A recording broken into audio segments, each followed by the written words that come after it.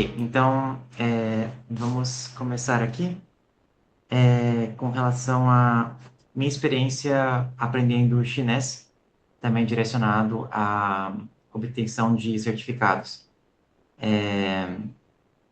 Diferente da Yunyin, eu sou brasileiro sem descendência tanto de Taiwan quanto da China continental, e eu aprendi chinês com a minha experiência morando lá mesmo, em Taiwan e trabalhando na China continental. Então, hoje eu vou contar um pouco dessa história para vocês e também um pouquinho de o que que é e como foi estudar chinês para mim. Então, vamos lá. Antes de tudo, um pouquinho sobre mim. Eu sou Marcelo. Meu nome em chinês é Chen Juntai. Eu sou brasileiro, de São Paulo. Minha universidade é a Guoli Yaoming Jiaotong Daxue. Então, eu me formei em Engenharia Industrial e Gestão na NYCU. É uma das faculdades estaduais em Taiwan, focada na área de engenharia. Ela é muito forte nessas áreas de engenharia e engenharia elétrica, eletrônica. Então, eu estou há 16 anos estudando chinês, desde que eu era bem pequenininho. Eu comecei, né, com 15 anos, quando eu fiz um intercâmbio. Então, com 15 anos, eu escolhi viajar para Taiwan e fiz 2 meses de aula com aula particular com uma professora incrível. Ela é a Sumei. E depois eu viajei para Taiwan. E eu fui sozinho. Eu viajei sozinho em fevereiro. E aí, depois disso, minha outra experiência, além de continuar no Brasil, foi a minha graduação completa em Hsinchu. Então, foi lá que eu morei por 5 anos. Bom, então vamos a por que eu fiz o TOEFL. Então, eu fiz o TOEFL aos 15 anos e também aos 17. Então, são dois marcos diferentes. Quando eu tinha 15 anos, eu fiz o TOEFL porque era uma oportunidade que eu tinha no processo de intercâmbio. Então, o meu programa de intercâmbio oferecia que nós fizéssemos o TOEFL no fim do intercâmbio. E eu aceitei. É uma grande oportunidade, eu queria saber meu nível de chinês e eu apliquei. E, e fiquei muito feliz. Eu fiz o TOEFL aos 15 anos e também aos 17. Aos 17 foi um pouquinho mais específico, porque quando eu voltei de Taiwan, eu tinha 16. E aí eu fiquei pensando, onde eu vou fazer minha universidade? Como é que eu vou fazer? O que que eu vou fazer no futuro, né? E isso me levou a ficar pensando, será que eu vou ficar no Brasil? Será que eu vou para a China? Até considerei ir para os Estados Unidos. E no fim das contas, eu escolhi que eu ia fazer universidade no exterior. E então eu comecei a aplicar para todos os certificados que eu podia precisar. Eu peguei tanto certificação, bom, de inglês quanto de chinês. De chinês eu optei por pegar do TOEFL, porque eu queria fazer faculdade em Taiwan. Então, para Taiwan tem que ser o TOEFL, e o TOEFL é essencial para você pegar as universidades mais fortes lá em Taiwan. Então, eu me preparei, estudei bastante, então fiquei muitas noites depois da escola voltando para casa estudando, fim de semana também, porque era um período muito intenso e era uma coisa que eu queria muito, né? Eu dava, eu dava aulas de. Não era, naquela época eu não dava aula, naquela época eu fazia intercâmbio linguístico com meus amigos na universidade. Mas eu. Na universidade não, no ensino médio. Mas eu tava muito. Eu tava confiante disso, mas também eu tava muito nervoso, porque, não nervoso, tenso, porque era uma coisa nova para mim e era uma prova muito desafiadora. Então eu me preparei e passei no teste que eu precisava para poder ir para Taiwan. Bom, então foi esse o motivo que eu fiz o TOEFL. Então, ele não foi um objetivo final que eu coloquei aqui embaixo, ele foi a minha porta de entrada para poder fazer a minha universidade em Taiwan. Então, na minha trajetória tem basicamente duas fases. Então, a gente tem a sobrevivência, aí sou eu com meus 15, 16 aninhos, no palco da universidade. Eles têm um palco bem grande na área central de esportes, em que a gente faz algumas reuniões com todos os estudantes.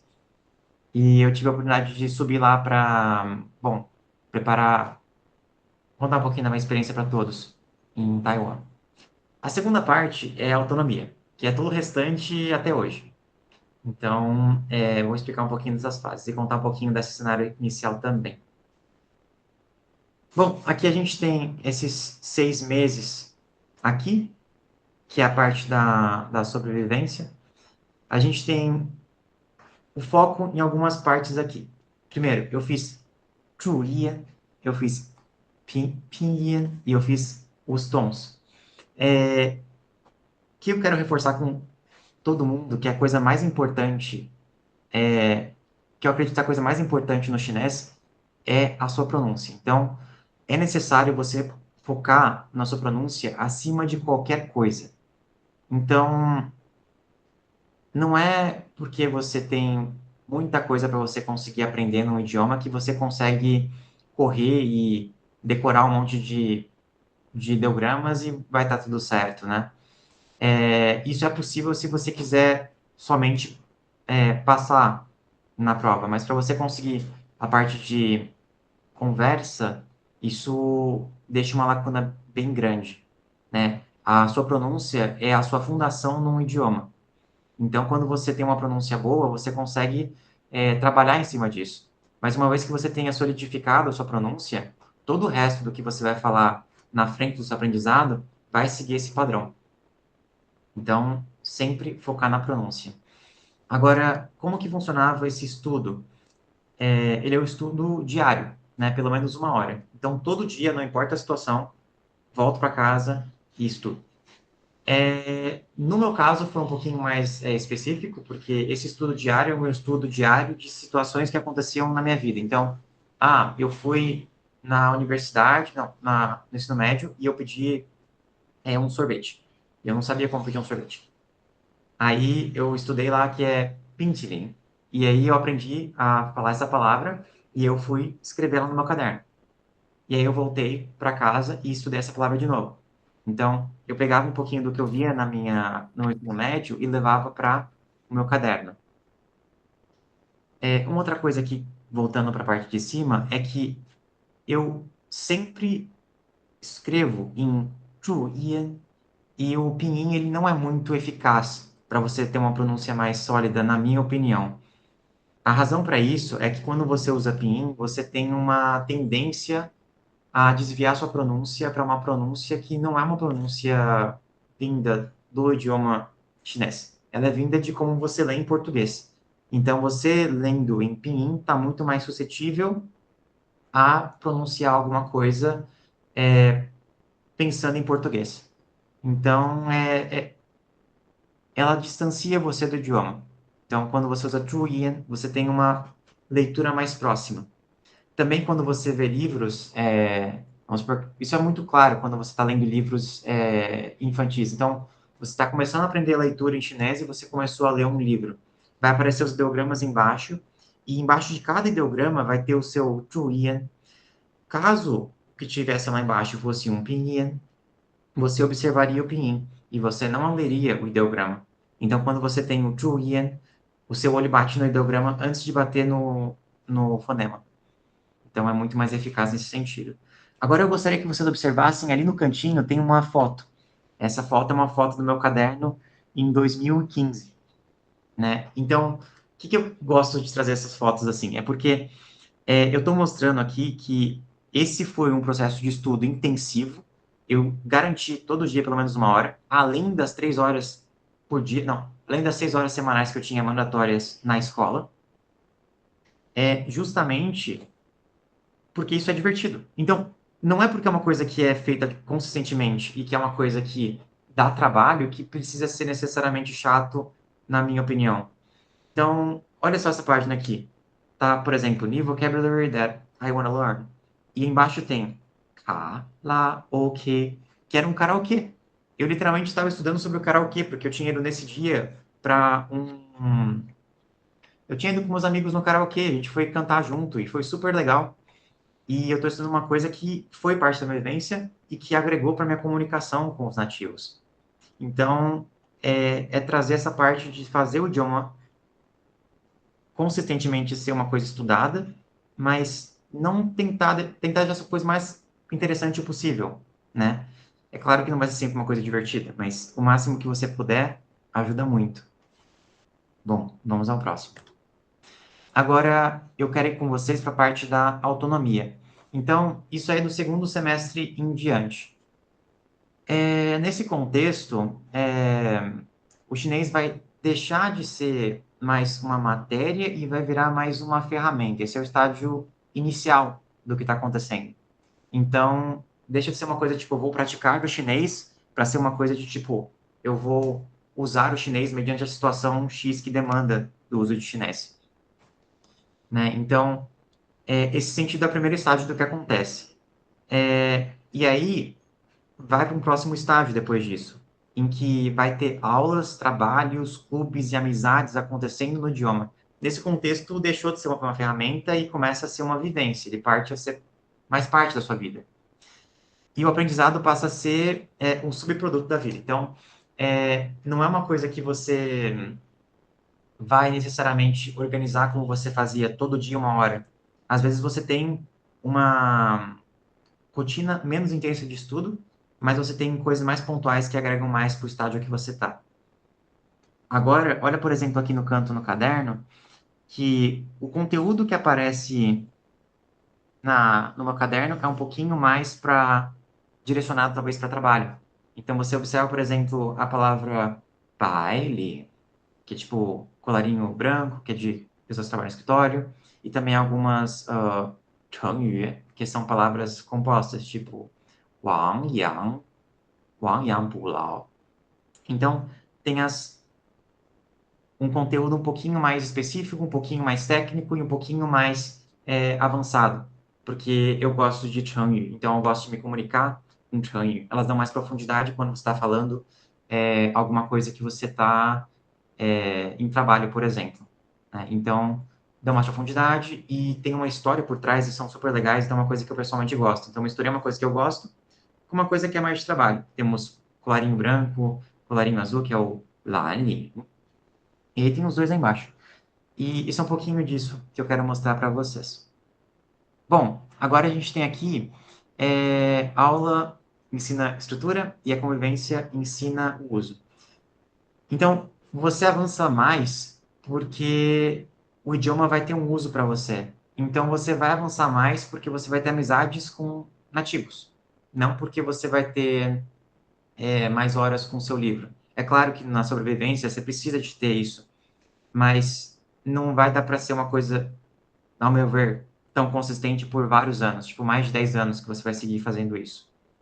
Então, os trabalhos de grupo na universidade, você vai usar um conteúdo mais técnico, por exemplo. Então, aqui eu separei alguns tópicos.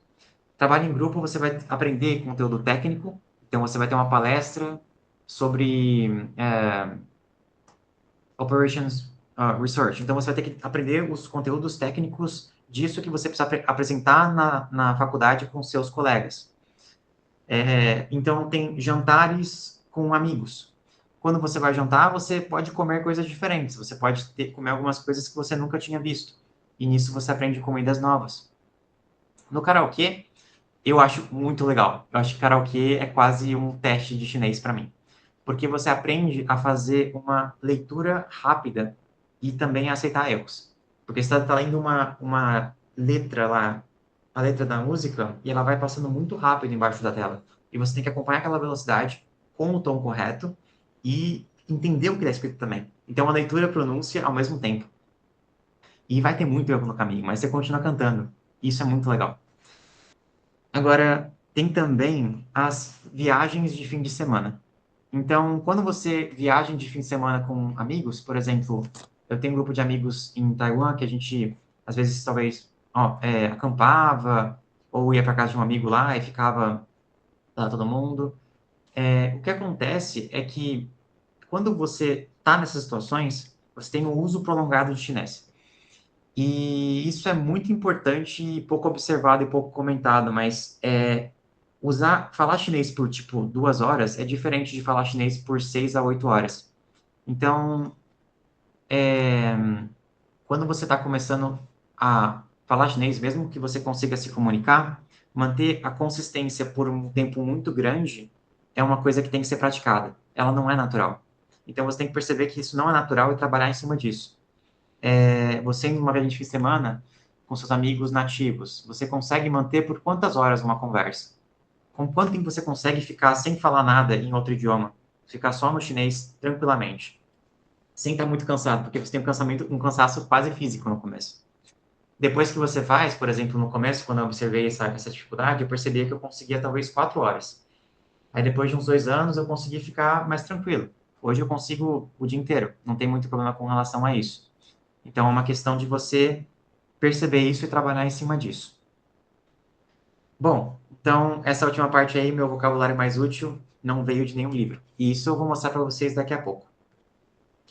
Bom, então a NYCU é onde a imersão se expandiu ainda mais. Então, ela é uma ótima faculdade de Taiwan, uma das maiores. Ela oscila entre a segunda ou terceira maior, com a Tsinghua, que está ali também. E ele foi o resultado da fusão da Jiaotong Daxue e da Yangming Daxue. E aí virou a Yangming Jiaotong Daxue. E aí ficou essa universidade que é NYCU. Ela tem uma forte ligação com o setor de semicondutores e com o Parque Científico de Hsinchu, o que é muito legal, porque você tem a chance de participar de várias palestras, entender um pouquinho de como que é o desenvolvimento nesse setor em Taiwan e ver também como que eles estão envolvidos com as coisas mais recentes. Por exemplo, IA, quando lançou, era direto palestra de IA. Toda semana tinha, e é muito legal. Você vê muito disso em chinês. E você tem uma oportunidade única de ver uma coisa que está acontecendo agora no idioma que você quer aprender. Bom, isso é um pouco da minha universidade. E agora, sobre essa universidade, eu fui o único estrangeiro fora da Ásia na minha turma. Então, na minha turma tinham 4 estrangeiros contando comigo. 2 eram da Indonésia e um era do Vietnã. Os da Indonésia não falavam inglês e não falavam chinês. Eles falavam um pouquinho, eles liam inglês, chinês. E do Vietnã também não falava. Então, eu não tinha contato com eles. Meu único contato era contato com os nativos. E acabou que isso foi uma coisa muito boa para mim, porque eu basicamente nem tinha escolha. Então, é claro que você pensar assim, falava, poxa, você não teve escolha, você naturalmente aprendeu. Não é assim. Eu escolhi um ambiente em que eu não tinha escolha. Eu, basicamente, mesmo quando eu estava em Taiwan, tinham brasileiros, mas você escolhe não sair com os brasileiros e sair com os nativos, porque você quer aprender da cultura local. Você quer aprender o idioma local. Então, isso é uma escolha. Bom, legal. Então, isso é uma coisa que você se coloca para se pressionar para conseguir alcançar o que você quer. Legal. E agora, um pouquinho sobre clubes e atividades. A gente tem aqui, com nativos, a gente tem o clube de jogos de tabuleiro. Então, na universidade, eu fiz uma coisa que foi muito legal, que foi, eu fui experimentando vários departamentos diferentes e vendo várias coisas diferentes do lugar onde estava. Então, na universidade, você tem vários clubes e várias coisas que você consegue fazer. E eu fui participando de muitos para conseguir explorar, entender um pouco mais da cultura e também. É, e é divertido, você conhece mais da cultura, né? Teve clube de jogo de tabuleiro, badminton, artes marciais, clube de polo, confeitaria. E aí você vai ter um contexto diferente para cada clube. Depois que você entra num clube, você vai, por exemplo, conversar com seus amigos, e quando você vai ver o que você está conversando, é um vocabulário completamente diferente. E você tem que estudar esse vocabulário também. Então, você vai pegando vocabulário de contextos diferentes. E o mais interessante foi o ISA. que é o International Student Association. Esse aí foi muito bom, porque foi o primeiro contato que eu tive mais próximo com trabalho na faculdade. Então, basicamente, eu comecei como membro e depois eu desenvolvi projetos dentro e acabei sendo presidente da associação. E quando isso acontece, você percebe muito sobre gestão e efetua a gestão em chinês.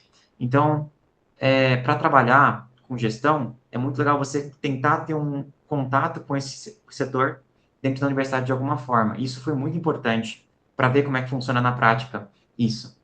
E tanto nessa associação quanto na realidade de trabalho, é bem próximo. Bom, agora, material que eu recomendo. Pleco, somente Pleco. Então, você foi sair com seus amigos, você voltou, você usa o Pleco. Pleco é excelente, você vai conseguir marcar tudo que você precisa, você não precisa pagar nada, tá? Eu paguei uma versão completa depois de vários anos estudando, mais por respeito a esse aplicativo do que por necessidade, porque você não precisa de pagar por nada do que ele tem. Você vai ter a pronúncia, você vai ter o ideograma e você consegue praticar. Então, basicamente, é só escrever o que você quer praticar, voltar para casa e revisar. Beleza. Então, agora, finalmente, como eu me preparei para o exame? A gente tem que manter os estudos como normalmente. Se você muda a rotina subitamente, muito, porque vai ter uma pequena mudança, mas se você muda demais, você vai se estressar muito e vai ser difícil de manter a consistência. E simulado diagnóstico. Esse é o primeiro passo. Você está querendo um B1. Faz um nível do B1. Vê se você já está passando ou se não está passando. Se não estiver passando, o que falta para você passar esse nível? Né? E se você estiver passando, faz o simulado para você não se sentir estressado no nível da prova. Agora, a parte de leitura, que é a parte mais desafiadora.